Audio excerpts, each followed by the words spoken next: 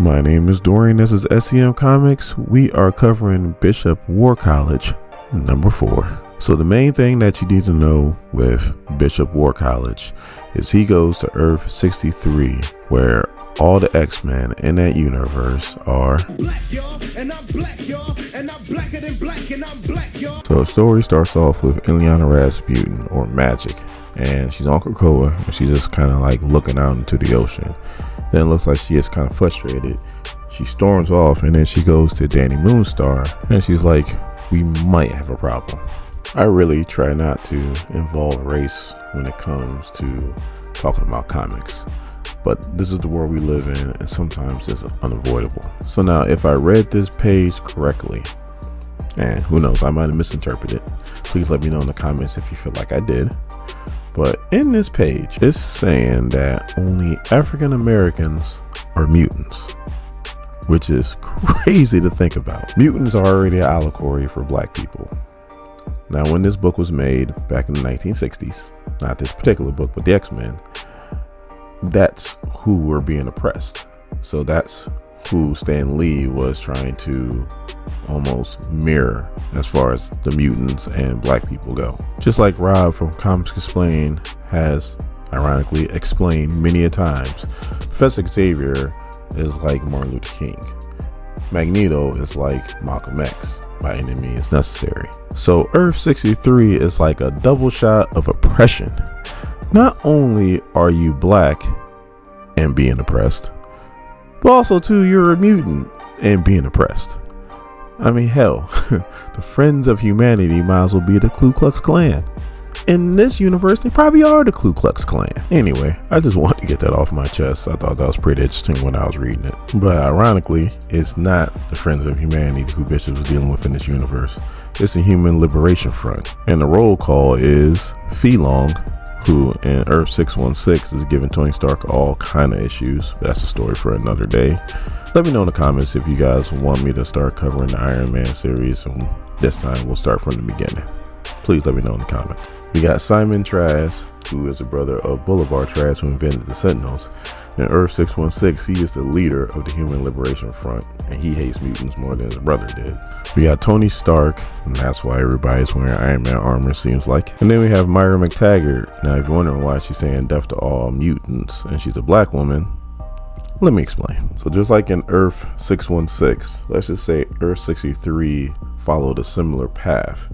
There have been some changes, but mostly stayed on the same path. So Krakoa still exists, and MOIRA MacTAGGERT was a really big reason why Krakoa exists in the first place, and mutants are actually on that island. So just like in 616, it looks like MOIRA was ostracized by the mutants, and her powers were taken away. Now in 616, she joined Orchis and pretty much became a cyborg. Here, I don't think there is any Orchis, or the Human Liberation Front is a stand-in for Orchis, so that's why she's here shooting at Bishop as we speak. And Bishop is actually happy he's actually getting shot at, because he's like, it's good to know that things are hunky-dory here in this timeline. Like, really? Everything's peaceful and you're pissed off about it? Now, Temple and her father are the ones who run this facility, who help out the mutants on this Earth. But this Temple, like Bishop, is from 616. In 616, her father died, and she found this Earth where her father's still alive. Now, Temple's mutant powers is she can slow down or even freeze time. I don't think she could time travel. She might. Who knows? I might be wrong. Please let me know in the comments if I am. But to my knowledge, all she can do is slow down and freeze time. And this Bishop on this Earth is the exact opposite from our Bishop. Our Bishop is used to fighting all the time.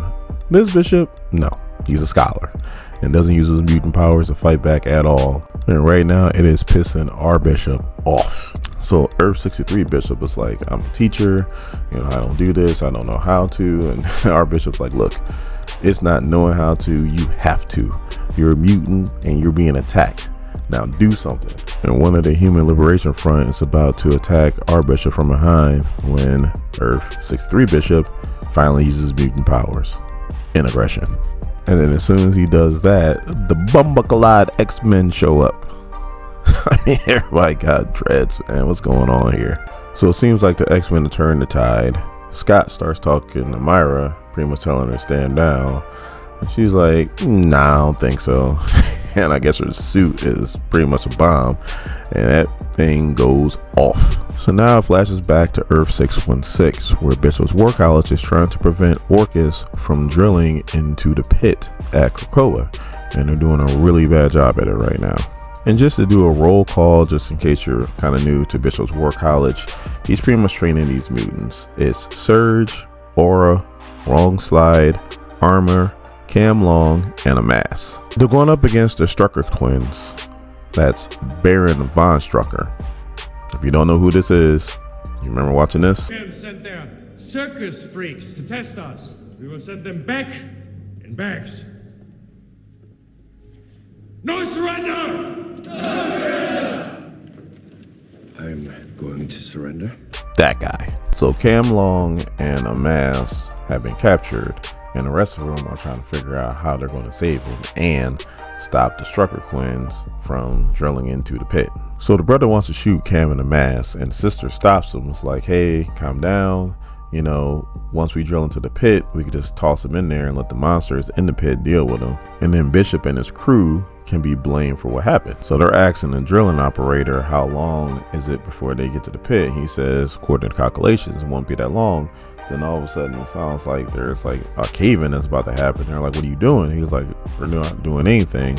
It's not him, it's actually Wrong Slide. So they start shooting that Wrong Slide. The rest of Bishop's War College gets to jump on the brother, and they actually are able to get his little band thing off him, which I guess gives him the powers or takes away their powers, one or the other. They're able to actually get the others free, and they also get to jump on the sister too. On top of that, they're able to get her armband off, which they give to Armor, which ultimately gets her powers back, so she's able to transform. So they pretty much beat up the Strucker twins, which they should have did in the first place. But while all that was going on, they were still drilling, and they break through to the pit. So now everybody is just waiting to see what's about to come out. So now we flash back again to Earth 63, and Bishop is wondering why the hell he's not dead, and then he realized that Tempo used her power. She froze time in place. She's holding her father, and it looks like he passed away, and she's like, she just needs more time. Bishop's like, it's not like that, we can't do it. And she just screams she wants more time, and then this big flash of light comes, and Bishop's like, no, not again. And that's how our story ends.